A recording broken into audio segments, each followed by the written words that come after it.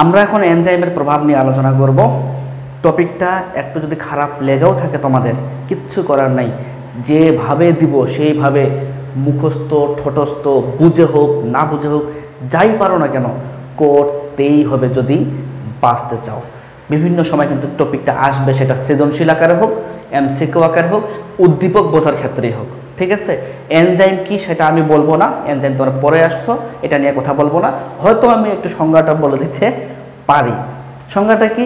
Enzyme হচ্ছে কি, জীবন্ত উদ্ভিদ কোষ বা প্রাণী কোষ থেকে এক ধরনের উচ্চ আণবিক ভর বিশিষ্ট নাইট্রোজেন ঘটিত বর্তুলাকার জটিল জৈব যৌগ, এটাকে টারশিয়ারি প্রোটিন। তো সংজ্ঞা টঙ্গা বইয়ে আছে, সেটা তোমরা দেখে নিও। আমরা এনজাইমের কিছু প্রভাব নিয়ে আলোচনা করব, কিছু বিক্রিয়া লিখবো আমি। ঠিক আছে, তো তোমরা জানো স্টার্চ থাকে কোথায়? চালে থাকে, গমে থাকে, ভুট্টায় থাকে। সেই স্টার্চের সংকেত অনেকে জানো না, আমি লিখে দিচ্ছি। C6H10O5।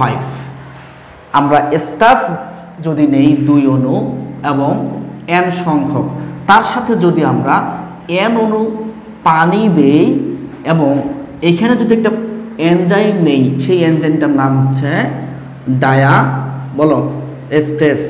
ডায়াস্টেস। যদি ডায়াস্টেস এনজাইম নেই, সেই ক্ষেত্রে আমাদের তৈরি হবে N অণু সুক্রোজ। সুক্রোজের সংকেত কি জানো? সুক্রোজ মানে চিনি। সুক্রোজের সংকেত বলো, C12H22O11। এটা কিন্তু সুক্রোজ। হ্যাঁ, তো সুক্রোজ আসতে পারে, এটা কিন্তু মল্টোজও বলা যায়, মল্টোজ হইতে পারে, চিনি হইতে পারে। তোমাকে বিভিন্ন সময় আটকানোর চেষ্টা করবে। এটার নাম বলতে পারি আমরা চিনি, বলতে পারি আমরা সুক্রোজ, বলতে পারি আমরা আরেকটা কি বললাম, চিনি, সুক্রোজ, আরেকটা বললাম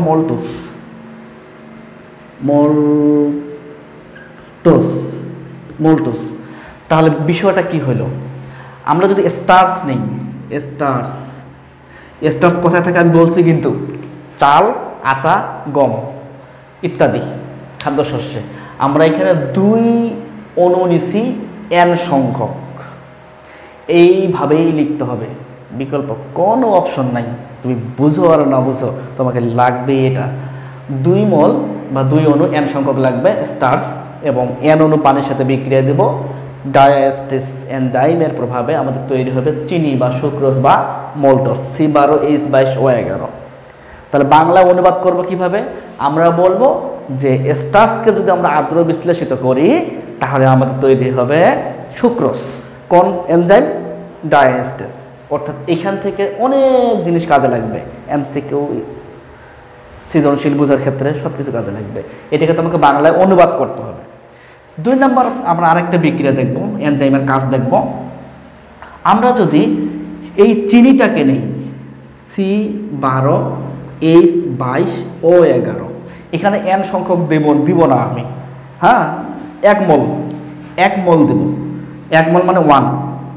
এবং এই চিনিটাকে যদি আমরা আদ্র বিশ্লেষণ করি, এখানেও কিন্তু N মোল দিব না, শুধু 1 অণু দিব। এখন কি এনজাইম দিব, তাই না? এনজাইম হইতে পারে, এটার নাম তো মল্টোজ, তাই না? মেলটেস নামক একটা এনজাইম আছে, লয়টয়াকার বর্গীয় জ, মেলটেস অবলিক ইনভার্টেস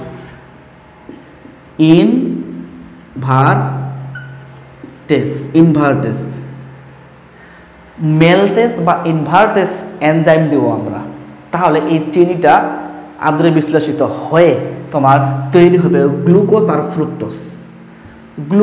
গ্লুকোজের সংকেত তো জানো, C6H12O6, এবং ফ্রুক্টোজ তৈরি হবে। গ্লুকোজ এবং ফ্রুক্টোজের সংকেত একই, C6H12O6। ধরলাম এটা গ্লুকোজ আর এটা হচ্ছে ফ্রুক্টোজ। কেউ যদি মনে করে যে না আমি এইভাবে দিব না, আমি এখানে 2 লিখে দেব, 2 অণু, তাহলে এটা লিখবো না, হয় তবুও হবে, কিন্তু বেটার পদ্ধতি হচ্ছে 2টাই লিখা, তাহলে সবচেয়ে বোঝার জন্য ভালো হবে। তাহলে এখানে আমরা বাংলায় অনুবাদ করব কি, বাংলা অনুবাদ করব, সুক্রোজকে যদি আমরা বা মল্টোজকে যদি আমরা বা চিনিকে যদি আমরা আদ্র বিশ্লেষিত করি মেল্টেস বা ইনভার্টেস এনজাইমের সহযোগিতায়, তাহলে আমরা এক অণু গ্লুকোজ আর এক অণু ফ্রুক্টোজ পাবো। এইভাবে আমরা এই জিনিসটাকে বাংলায় অনুবাদ করব। আর তোমরা তো মুখস্থ করবো এটা, ঠিক আছে? মুখস্থ করতেই হবে, বিকল্প কোনো অপশন নেই।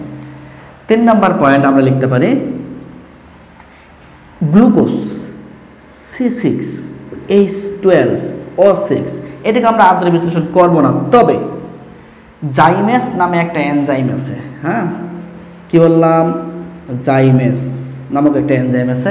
সেই এনজাইমের প্রভাবে এই গ্লুকোজটা ভেঙে গিয়ে আমার তৈরি হবে C2H5O6 OH, C2H5OH, যেটাকে বোঝাচ্ছি আমি ইথানল।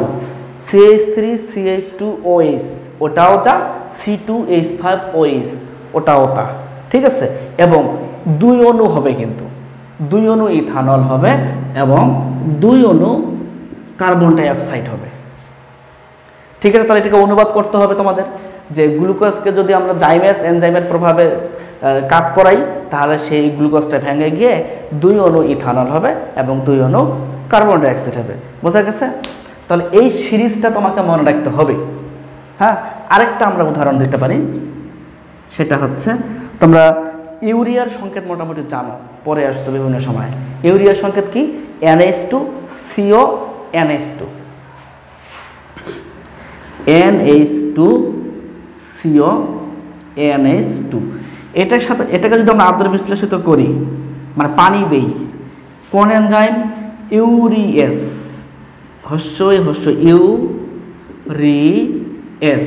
ইউরিয়াস এনজাইমের প্রভাবে দেই, তাহলে 2 অণু অ্যামোনিয়া তৈরি হবে আমাদের এবং 1 অণু কার্বন ডাই অক্সাইড তৈরি হবে। এই জিনিসটাকে বাংলায় অনুবাদ করবা কিভাবে? যে আমরা বলবো যে ইউরিয়াকে যদি আমরা আদ্রে বিশ্লেষিত করি ইউরিয়াস এনজাইম দিয়ে, তাহলে আমাদের 2 অণু অ্যামোনিয়া হবে, 1 অণু কার্বন ডাই অক্সাইড হবে। এই যে 4টা আমি উদাহরণ দিলাম, একটাতে পানি ইউজ করি নেই, সেটা হচ্ছে এই যে যেটাতে আমি ইথানল এবং কার্বন ডাই অক্সাইড তৈরি করলাম গ্লুকোজ থেকে, এখানে কিন্তু পানি দেইনি।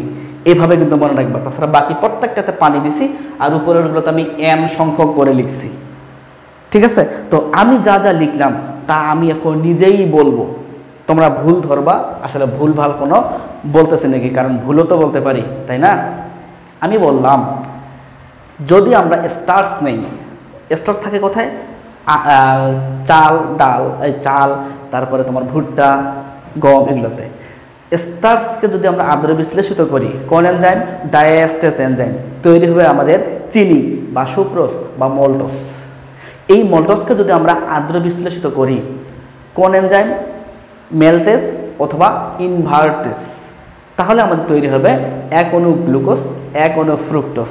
এই গ্লুকোজকে যদি আমরা জাইমেস এনজাইম দিয়ে কাজ করি, উইদাউট পানি বাদ দিয়ে, শুধু জাইমেস এনজাইম, তাহলে তৈরি হবে 2 অণু ইথানল, 2 অণু কার্বন ডাই অক্সাইড।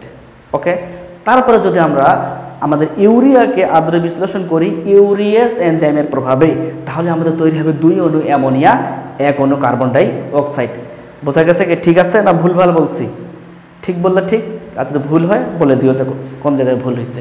তো তোমাদের যে কাজটা করতে হবে, একবারে ঠোঁটস্থ মুখস্থ করতে হবে, বুঝে বুঝে খাতায় বারবার প্র্যাকটিস করতে হবে, বারবার। কেন বারবার বলতেছে এই কথাটা? যখন তোমরা প্রশ্ন সলভ করতে যাবে তখন বুঝবা, তখন কাজে লাগবে। আর এই 3টাকে এক জায়গায় করে রাখবা, এই 3টাকে। অর্থাৎ আমাদের প্রশ্ন আসতে পারে স্টার্চ থেকে কিভাবে অ্যালকোহল তৈরি করতে হয়, এই কারণে আমি এটাকে এক জায়গায় রাখলাম, এই 3টাকে। স্টার্চ থেকে কিভাবে অ্যালকোহল, অথবা সুক্রোজ থেকে কিভাবে অ্যালকোহল, এই কারণে এই সিরিজ, এই 3টা সিরিজ এক জায়গায় রাখলাম আমি। আর বাকিটা তো তুমি রাখবাই। সবগুলোই হচ্ছে এনজাইমের প্রভাব, অর্থাৎ এনজাইম দিলে কি হচ্ছে কি না হচ্ছে, এই কারণেই হেডলাইনটার নাম হচ্ছে এনজাইমের প্রভাব। আশা করি বুঝতে পারছো। ইফতারের সময় হচ্ছে, আশা করি সবাই রোজা আছে যারা মুসলিম। ইফতারের জন্য রেডি হও, আমিও রেডি হচ্ছি। ভালো থেকো, আল্লাহ হাফেজ।